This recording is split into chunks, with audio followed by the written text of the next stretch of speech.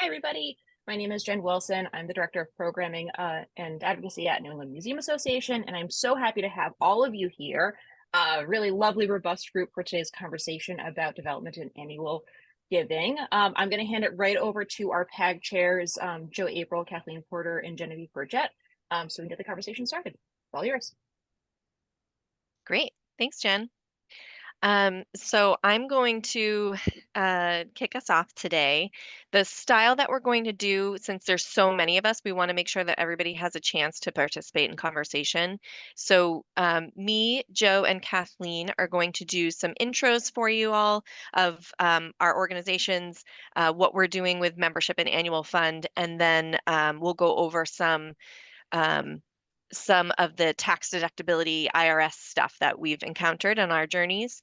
And then we'll split into 3 breakout rooms where we'll each be a facilitator. And so we'll have a little bit of a smaller group and we'll open up questions to you all so that we can all sort of learn from each other in in a community group setting. Hi, I'm Genevieve Burgett. I am the Director of Membership at Historic New England. I've been with Historic New England for 4 years, and our membership team is part of our marketing team. So we are all in one, but we have a director of marketing and a director of membership. And then we work very closely, of course, with our development team who oversees annual fund and our patron program, which is our donor society. And then in membership, we oversee all giving up to 1,200 for the membership levels, and then they move up to patron. So and we have about 8,500 member households. So that's our size at Historic New England. And our relationship with membership and annual fund is such that it is separate. If you give in the way that if you give to annual fund, you do not automatically receive member benefits at Historic New England. But at our donor society levels that start at 2,500, the giving is cumulative. And so if you give up to 2,500 within one fiscal year, then you automatically move into our donor society.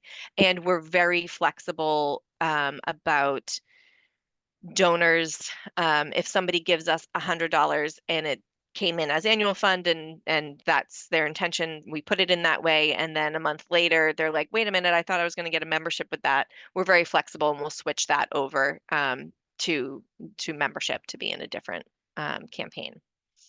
And our membership levels are fully tax deductible, and our benefits include things like free admission to all 38 of our sites, a 10% discount on museum, shop, and greenhouse purchases. We used to have guest passes, but we recently changed and we removed those. We have a magazine that members get 3 times a year, and contributor and above get pre-sale opportunities to special events, and all members get access to members only events. And then we have other benefits at our higher level that we've been able to maintain those as fully tax deductible as well. So that's an overview of Historic New England and my role there. And then I think I'm going to jump over to Joe and let him do an intro for Strawberry Bank. Yep. Thanks, Genevieve. Hi, guys. Good to see some old friends here.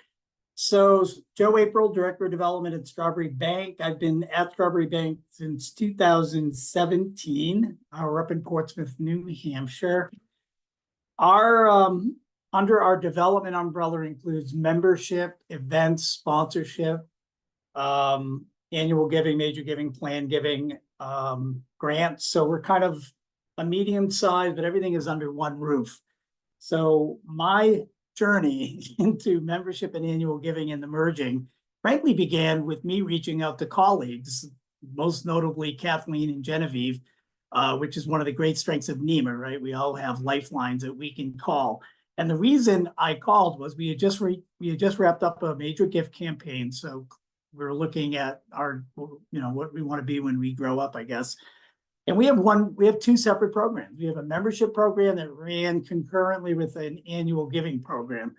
So as we were evaluating what we wanted to do, and I am happy, by the way, to talk to anybody offline about what I would have not done or done again if I could do it over. But we did a membership survey and a donor survey and asked them lots of questions.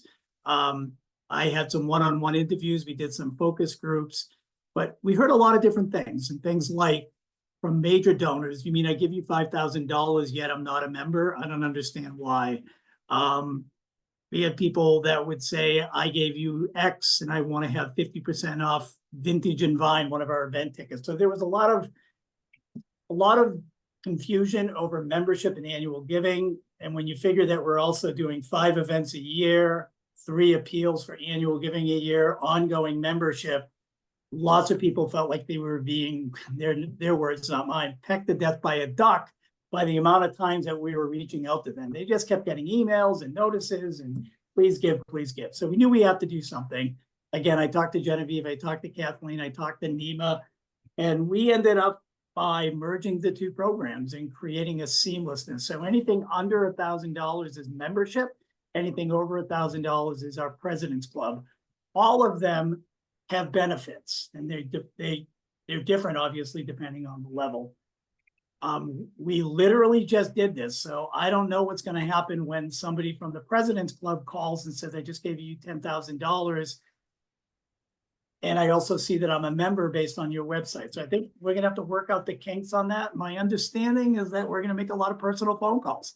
So when somebody comes in as an annual fund donor and I need to reach out to them to talk to them about their membership, that's a good thing. It's a new touch point, but I will let you know as that progresses. So other things that were interesting along the way that we can get into as we get into the breakout sessions were, I brought this up to my board and my development committee and got them involved. Again, please call me. I'll tell you the good and the bad about that. Once you involve volunteers, all kinds of questions came up, particularly around fair market value and tax deductibility.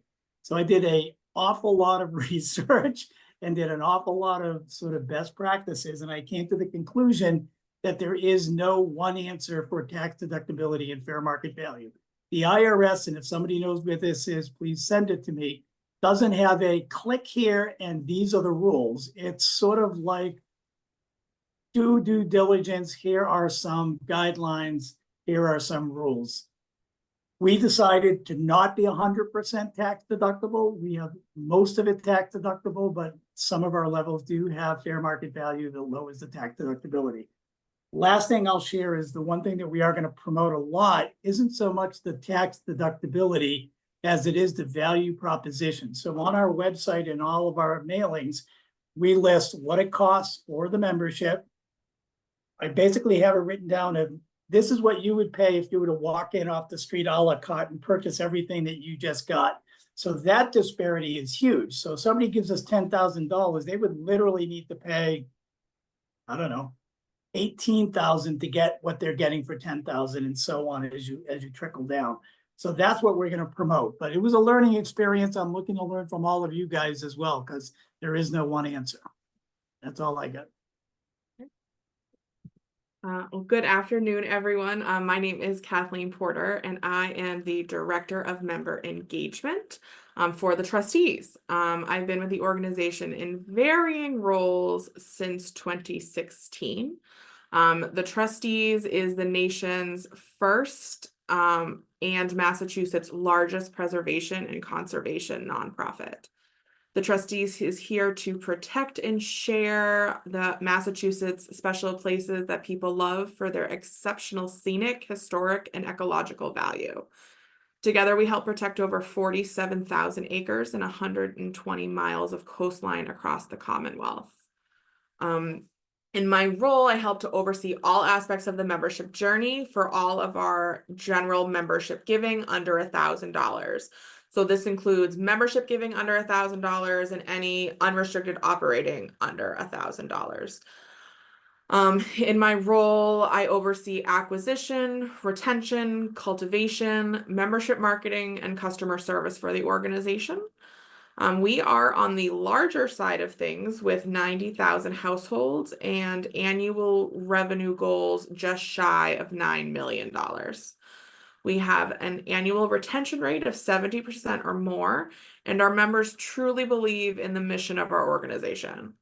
A donation to the organization does not automatically get a person a membership, but we are happy to honor that donation as a membership if the donor requests, similar to how Genevieve operates at Historic New England. In my capacity, I work very closely with our annual fund team. So our annual fund team oversees all of our Giving Society memberships and unrestricted giving above $1,000. They also work very closely with our major gifts team to bring in some of those larger gifts. Between annual fund and membership sits in marketing and annual fund sits in development, but together we work to really bridge our two departments and successfully shuttle members to and from our departments via that bridge. So this includes upgrade campaigns, introducing giving societies and general membership renewals to upper level general members, and also prospecting to specific members based on certain criteria. Anything from wealth engine screenings to number of years to the organization, known DAF givers, like people that we feel like have the capacity to give more. Currently over just about 70% of current Giving Society members started with a gift of $100 or less to the organization. So this has really proved to us that general membership was a key aspect to that donor pipeline and building the foundation for our Giving Society memberships. Excuse me. Last year, we made the decision to remove all tax-deductible benefits and make our memberships, whether they were $55 to $50,000, fully tax-deductible. This made communicating membership easier across all levels and also helped to increase our donor advised giving throughout the past year. This required the work of several different teams collaborating across the organization to make sure the needs of our staff, donors, and members were all met. So this included removing one of our most beloved member benefits, the Crane Beach parking permit, which was a big, so if anybody's on the North Shore of Massachusetts, I do apologize if that affected you. But it really came down to what was best for our members, and that's what drove that decision. We wanted to make everything more accessible via membership. So now that you've heard from us, we would love to hear more about you. We do have a few poll questions we would love for you to answer, and then I'm going to talk a little bit briefly about tax deductibility according to the IRS. Well, our best interpretation of the IRS, as Joe mentioned before. So if you see a few questions on your screen, feel free to answer those.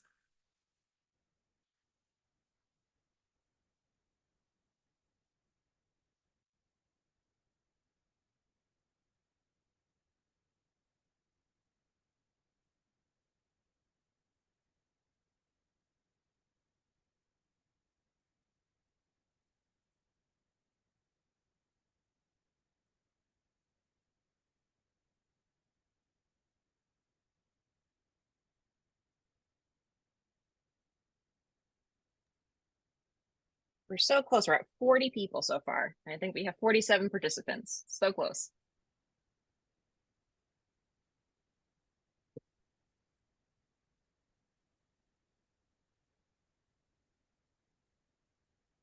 All right, we'll give it another few seconds. Anybody else? Last stragglers? Thank you, Dawn, for the comment that some of them could have been depends. Yep, this is nonprofit life is always nuanced. All right, so let me end the poll. I'm going to share the results for everybody.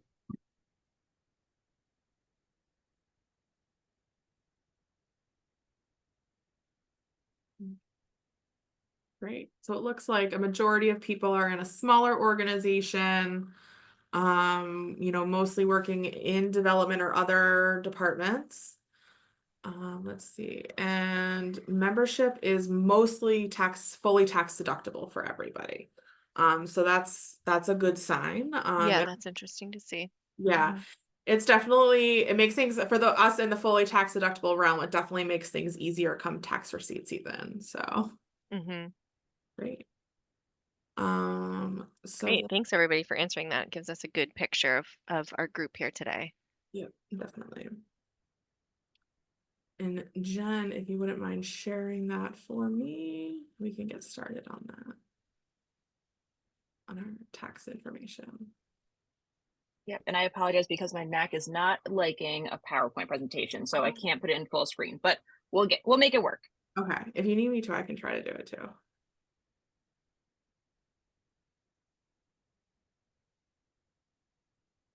Great, this works. Okay. So the first thing when we are talking about tax deductibility is quid pro quo is probably a word that you hear a lot. So by definition, it is a favor or advantage granted or expected in return for something. So when we're talking about membership, what that means for us is that if you give me this $100 for my membership, I will give you X, Y, and Z. When we're talking about X, Y, and Z, we really want to make sure that X, Y, and Z are mission-based, educationally based. The biggest area people run into issues are like free items, free galas, and free member events. So those are generally the sticky points. And as Joe said, depending on who you are speaking to, you kind of get different answers because the IRS is very vague in what they give you. So if we go to the next slide, I can talk a little bit more about what those things are. So certain membership benefits can be disregarded.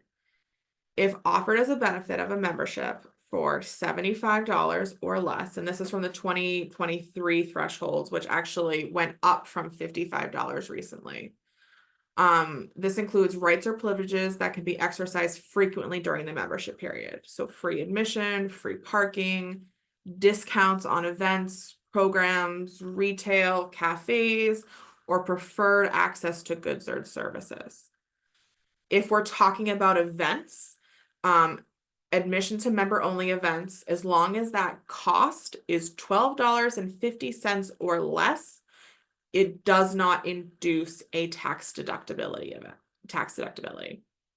So if you're hosting a free member event and the cost per person, say we're serving cookies and lemonade along after this free tour, as long as that cost per person is under $12.50, you do not have to count that towards your tax deductibility. So as long as it falls within these guidelines, for a membership of $75, and I know we all have like upper level giving and all that stuff. Again, the IRS is very vague. This is just what they're saying is generally the price of a membership. You can have all of these things. And I will put a little link down there if anybody needs that, and we'll share out these slides afterwards. So if we go to the next one. Benefits offered for a membership payment of $55.50 or more when the benefits provided are token items. So this is when we say a token item, we mean anything like a bookmark, a calendar, keychain, posters, t-shirts, tote bags, literally anything, as long as it's bearing the museum's logo and costs less than $12.50. That's the common thread. Or cost less than that amount if the museum had to pay for them. So you can say with your membership, we'll offer you a free t-shirt or we'll offer you a free tote bag.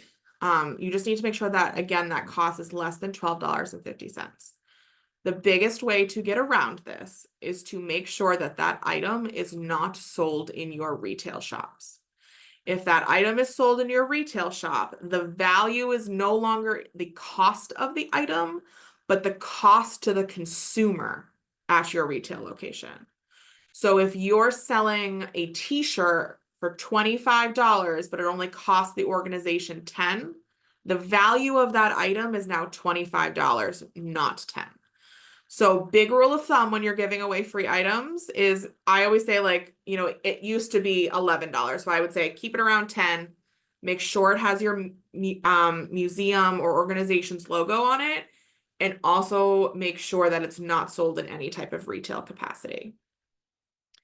Once it gets over that $12.50, as a cost to the organization or the consumer, it's considered tax deductible. And then you must include that as part of the goods or services offered with the membership. The only benefits offered have to have a total fair market value of no more than 2% of the membership payment or $111, whichever is less. So this is when we talk about that over $75. It just has to be less than 2%, or once you get into those upper level memberships of like $50,000 or higher, it has to be under $111. So a good example of this was at the trustees. We recently made the decision to make all of our membership benefits fully tax deductible. One of our highest tier memberships allowed the member to host a luncheon or a business event at one of our properties. That fair market value had to be taken off the tax deduction because it would have cost over $111 if you were just John Smith, like walking off the street and, wanted to purchase an event for your business. So by removing that benefit, we allowed to make it fully tax deductible. But if you didn't have that space regularly available to the public, then you could keep that benefit on. Is that correct, Kathleen? That is correct. Okay. As long as the cost to the organization was not above $111, which usually you can say is or is not, because you're not putting a fair market value attached to it. That's the key to it, is fair market value. So you want to make sure that your fair market value stays with under these thresholds, and you can get around that fair market value by not offering it to the general consumer outside of membership. Another topic that comes up a lot are things like, well, what if I decide down the line I'm going to have a member event, or I'm going to do a mailing where I send all of my members a commemorative book? That is fine to do. It goes back to quid pro quo. As long as you are not guaranteeing that item at the point of their donation, you can continue through with it. So a lot of times, like upper level giving societies, they'll send, or upper level memberships, they'll send out the annual report. That annual report might have a higher value but you're not promising that annual report printing as a benefit of their membership. It's a thank you for being part of our organization. Here's something that we want to educate you with, or as a thank you gift. So that also is a very gray area for a lot of boards. So I always say, like, make sure you run it up the flagpole before we make large, broad decisions. But overall, these are the areas that you want to stick with. So keep it under $12 and no more than $112 for higher levels. But that's above $75. Awesome. Thank you, Kathleen. So I know there's going to be a lot of questions about this. So that's why we wanted to talk about this first before we went into our breakout rooms. And Anne asked in the chat if we would share these slides afterwards, and yes, we can send them out with the recording. And now we'll jump into breakout rooms so that we can have a more in-depth conversation, and you all can share some of your experiences with the relationship between membership and annual fund, and any great things that have been happening with the relationship that you have, how you've changed the relationship between those two things, or anything you're struggling with that you want to sort of bounce off of the group.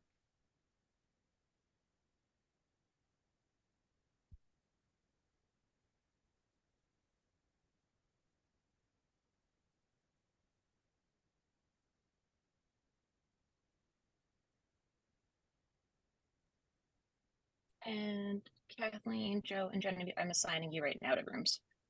Thank you. Of course.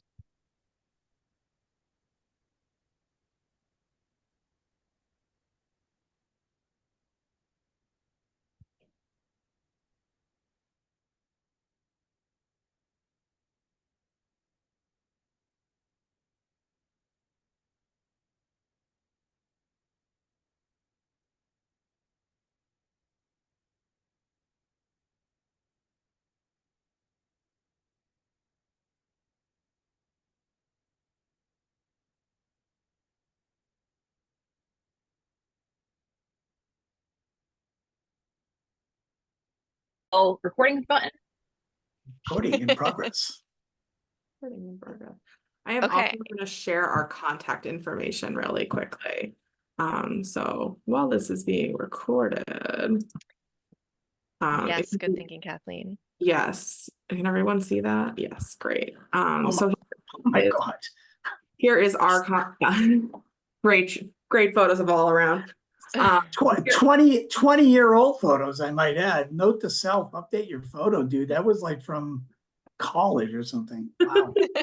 Right. If anybody has any further questions or topics that you wanted to go over, please feel free to reach out to any of us. We're more than happy to exchange emails, have a virtual coffee, anything you need. Try our best there. We can also help connect you with other people in the realm. So yes, reach out. But we have until 3:30 today, and so we just wanted to take a little time to talk about our breakout rooms. If anybody wants to share some helpful thoughts that they got from the breakout room, or if you just want to share, how your membership and annual fund campaigns are related, if you didn't have a chance to go over that, or any unfinished business, I guess, from the breakout room. An interesting one that came up with us, and most of the folks in our room were smallish, mid-sized museums. One question that came up was related to the onus of the donor or the member to figure out what it is that they're accessing for benefits, because you can take all of your benefits, some of your benefits, or none of your benefits. So if I'm a member at $1,000 and my membership gives me the following, if I don't use any of those and I do my end of year tax deductibility, I can literally say I didn't use any of them. It's $1,000 donation. So what we do at Strawberry Bank, again, we have a professional thing here. We do a link, and that link is an a la carte membership that says that if you chose 2 guest passes, the fair market value of that is $24 each or $48. So we put the onus back on the purchaser to self-determine what their specific tax deductibility will be based on what it is that they use. Mm-hmm. And it kind of covers us too. Yeah.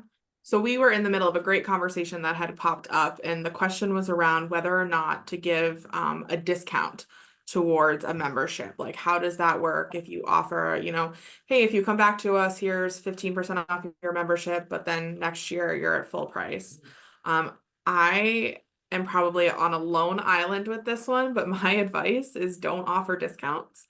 Was a great study after 9/11, Marriott lowered all of their prices to try to bring back their customers. But when they did that, they created a new value proposition. Right. And that value proposition was now lower than their intended value.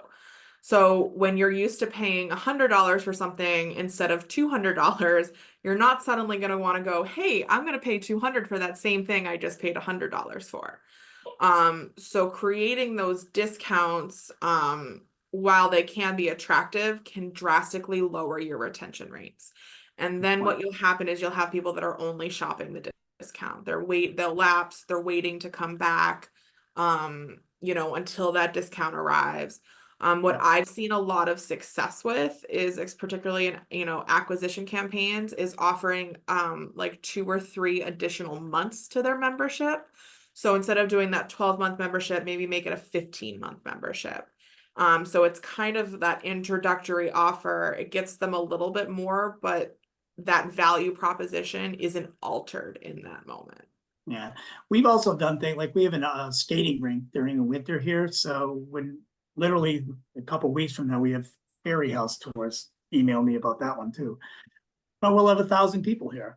So that day we're selling membership, and we're saying if you sign up today, you also get 10 free skating passes for the upcoming year. So we're not adding any benefits membership wise, but we're giving something for a sense of urgency. And they're only $5 a skating ticket, so it's not huge. But yeah, I definitely think that we've done that a couple times where we've done like, sign up today, you get 30% off. almost none of those people ever re-signed up because there was no value to it, and they just did it because it was a transactional thing. Right. Mhm. There's a good question in the chat, which also came up in my breakout group, is how does inclusion in something like NARM affect the tax deductibility? This goes along with that frequently exercised benefit of free admission. And it kind of is like the retail gift discount where, you don't know how much that discount's going to be in the beginning. So therefore it doesn't violate that quid pro quo promise that you've made with somebody. The only rule when it comes to NARM is actually NARM based, and you have to make sure that that person has purchased that membership at least $100. A little known fact is you cannot provide a complimentary or free membership with NARM benefits. That violates the NARM policy. And the reason that they do that is because so that they can ensure that one museum is at least getting revenue for this shared reciprocity. And it kind of makes the playing field fair for everybody across the board. And if you're not part of NARM, I find it very beneficial. I find it's a great benefit. It helped boost our 148 level a lot with that added benefit. Same for us. We saw our like that middle tier level. Ours is at 140 now. It was 125. But we saw that double within 2 years of introducing NARM. Yeah, we just joined this year, and I saw our $125 level go from 200, and we're far over 500 now, just with Awesome. a year. Yeah. And anybody who's in a museum that is more tourism based, or you're seeing a lot, you have a lot of more like one-time visitors, that NARM membership's a really good way to include those folks as well. It's also a good way, we're a historical society. We're not going to get a lot. We do, get occasional tourists, visitors from out of town, but that's not, visitorship isn't it really is not our bread and butter. But for our members who are museum goers to get their NARM card from us, to buy their membership from us, get their NARM card, and then they go out to other museums. I was traveling in upper New York State last year, and the Corning Museum of Glass takes it, and several places in Cooperstown take it, and certainly the PEM takes it. So you don't have to be a member, a sort of tourism based organization, or even a visitor based organization. You get your members to essentially pay you that benefit, and they get it wherever they go. And I'm seeing a question. I think it might be if you buy for 2 years, if you join NARM for 2 years as your organization, I think they give you a discount. And I think it was like 350 or 375 for Yeah. 2 years of NARM benefits. And so if you are that's going to members over $100. So really it's like within 3 memberships, you're getting that money back for it. But that was a really good point, Gloria. And something that we talked about in group 3 was that, we didn't have, some places felt like they didn't really have like strong benefits because they had free admission. This is actually a really good benefit to add if you don't already have that, because they're getting a benefit at other places too. Yeah. And I want to, but you're getting money. Yeah, exactly. And I want to answer Pamela's question too, because she asked if we give a membership for large donors, we can't include NARM with it. As long as they are making a gift of more than $100, you're fine to give them that NARM benefit, because what you're saying is, here's this gift to the organization and we're giving you a membership on behalf of it. It's only if you're just like if a membership was won in an event, or when there is 0 transaction attached to it. So as long as there's a donation, or whether it be to the annual fund or membership of $100 or more, you're fine to give out that NARM reciprocity. Yeah, but if you wanted to if like, I don't know, the board or whoever, you wanted to give complimentary memberships at your $100 level or something, you wouldn't be able to give them NARM benefits with the complimentary membership. Exactly. Or like another good example is like if you're an organization that gives membership to your volunteers, you know, thanks for volunteering, here's a membership, you couldn't include the reciprocity with that. Mhm.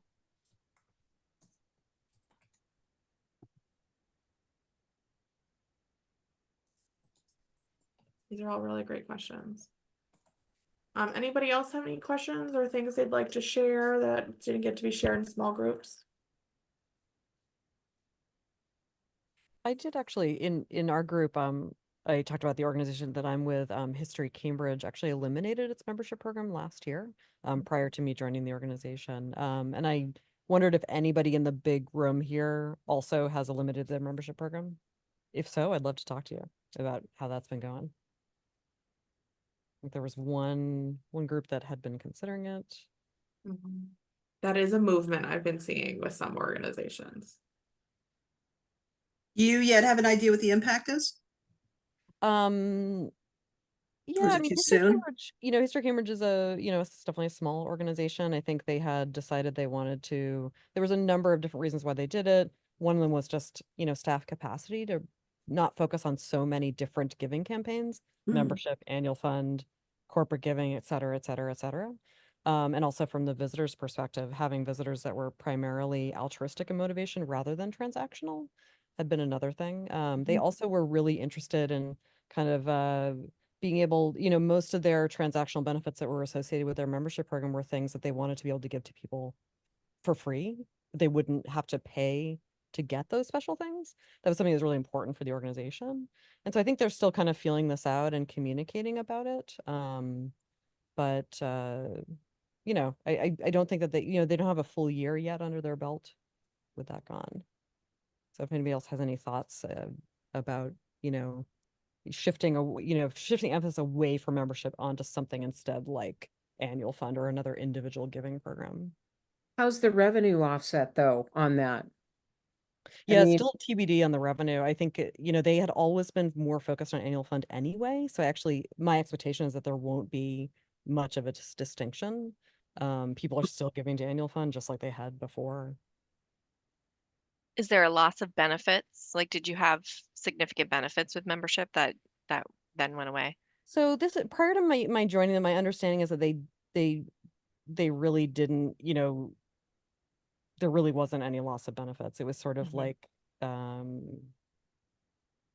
think if anything, it's allowed staff members to be focused on other things that they think are going to be more important for the organization in terms of their specific Mhm. goals. Um, but anyway, so yeah, if folks want to, oh, it looks like some folks in the chat. Yeah, if you want to drop your email in the chat, I'd love to reach out to you and ask you how that's been going. Thank you.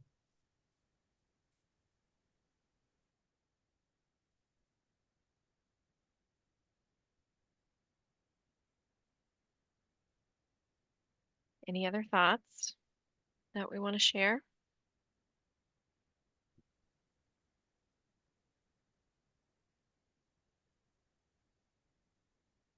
I would say a big thing from our group was how to sort of distinguish between membership and annual fund for our members and donors, and really making the difference between those two things clear. So it's got me thinking about how that could be sort of like an offshoot topic of this in some way. But if anybody has anything that they do that helps keep things very distinctly separate, or have just forgotten all that and combined it all, like if you give any amount, you become a member. I'm interested to hear that too. How do you distinguish in your case between membership and what the benefit, what it funds or has benefits for? So our membership and annual fund is all unrestricted. It all goes to operating. So it's the same on the back end, except for we base it on intention. So if we're sending out a membership renewal and they want to keep their benefits, then they get them. If somebody just was really like, I love what you guys do, but I'm not coming to tour, I'm not buying stuff, I don't really need a membership. I want to keep just supporting you annually with a donation, then we keep them very separate. And I was telling our group that I don't know how much of a difference it has had on confusion that gets caused sometimes because of the annual fund and or like the annual appeal and people who think that they're renewing their membership or have already renewed and are confused why they're getting a second ask. But we have changed the design of our annual appeal that goes year end to make it look more like a note card. So it's a different shape, it's a different style altogether, and our membership renewals are sort of standard 8.5 by 11 number 10 envelope.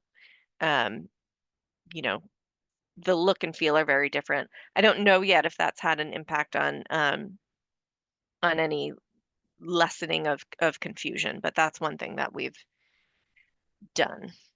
Yeah, we had that confusion at our museum as well a lot. And then we actually have gone to the route where we actually print on our annual fund and membership mailings that, membership and annual fund are two different things. So, and that has actually helped a lot, with us.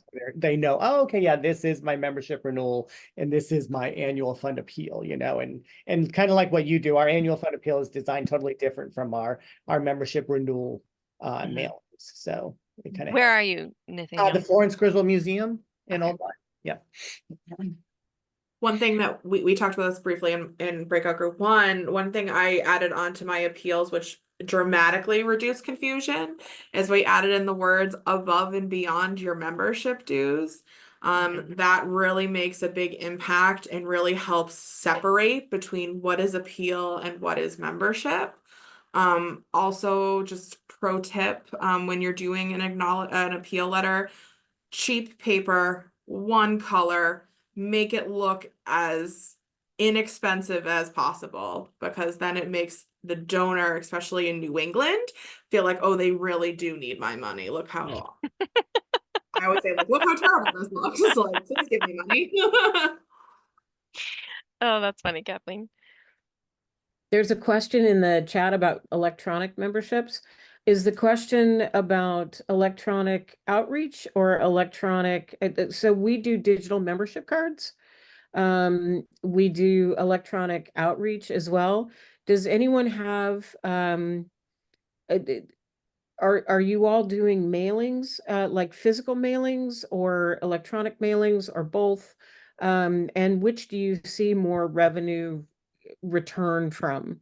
I mean, or is everybody's basic patron between the ages of 40 and 80? Yes. Shots? Mine's more like 60 and 80, but we still do direct mail, and that's our I couldn't kill it if I tried. It's the biggest return. Yeah. Yeah, believe me, we tried and they love hard copy, and we do both. We do both. Yeah, both. We had literally a riot when we tried to go all virtual membership cards. People are in love with their membership cards, so we do both of those as well. Even being in a land conservation organization, we do an annual survey, and I always ask, like, would you prefer a paper card, a digital card, or both? And the answer is overwhelmingly either paper card or both. So even as a land conservation organization, I can't get people away from paper. We definitely skew more digital as far as digital revenue, and we've really tried to limit our paper to be more sustainable. But we've introduced a texting this year. We do email renewals. But the paper renewal, people still love it, and especially when it comes to acquisition, paper significantly does better. And there's some proven statistics. I think it was with M&R, like if they joined through paper, they have a higher return on investment later on. They're more likely to become your major donors when they join or renew via paper. Krista, what company do you use for? That's what I was just putting in the chat. Oh, thanks. We use Museum. Okay. Highly. They've been really easy to deal with. I have to say that in the 2 years that we've been doing the digital cards now, the original dashboard for them really sucked.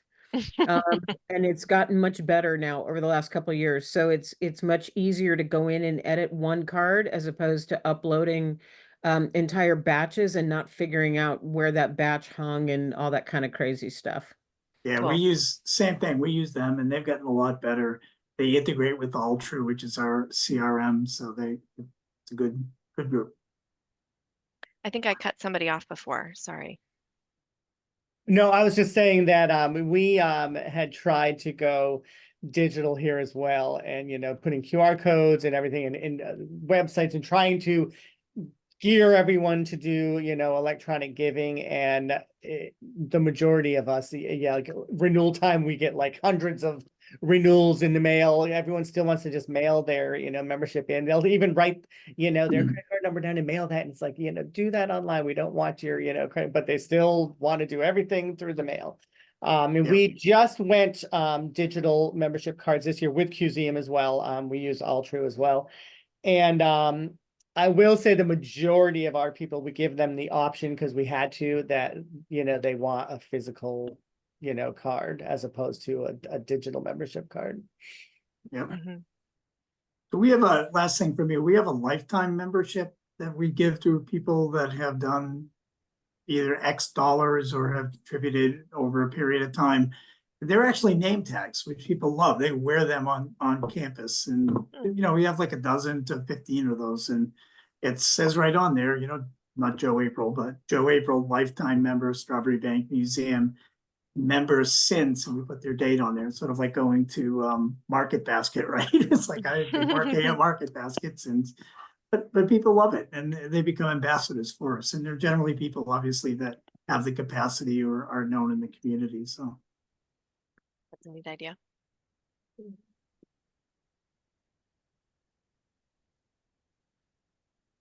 Michelle, I'll be interested to hear how membership anywhere is for you. I've been thinking about digital cards, and they're on my list to get a demo with.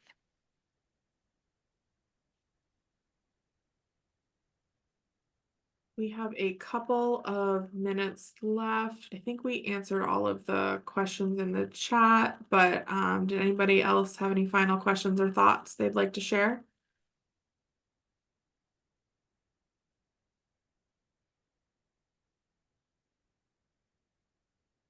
Okay. Great. Thanks, everybody. No, thank you. That was great. Thank you. yeah, thank you, everybody. Come to the Thanks everybody for conference. joining. Jen, right? Jen, push it. Come to the conference. Yes, I know. So if you have not heard yet, our conference is in Newport, Rhode Island this year, and it is November 6th, 7th, and 8th. We do have a really lovely representation of membership and development sessions this year. Joe is speaking, and our 3 PAG chairs are leading a PAG lunch.